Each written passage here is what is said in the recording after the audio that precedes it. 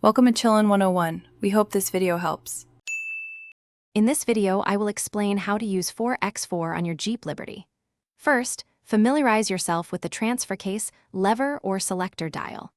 Your Jeep Liberty offers several four-wheel drive modes, each designed for specific driving situations. Understanding these modes is crucial for safe and effective off-road or challenging weather driving. We'll cover when and how to engage each one properly.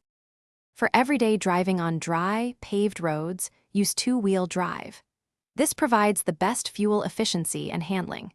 When facing light snow, rain, or gravel, switch to four-wheel drive full-time.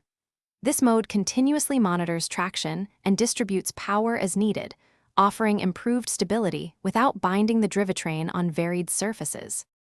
When you encounter more challenging off-road conditions, like deep sand, mud, or heavy snow, engage four-wheel drive part-time.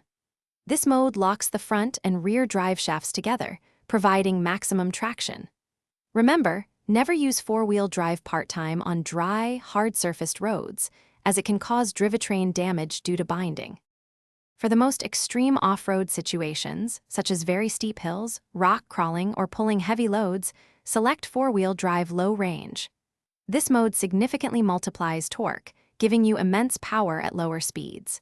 To engage, stop your vehicle, shift the transmission into neutral, and then move the transfer case lever to four-wheel drive low.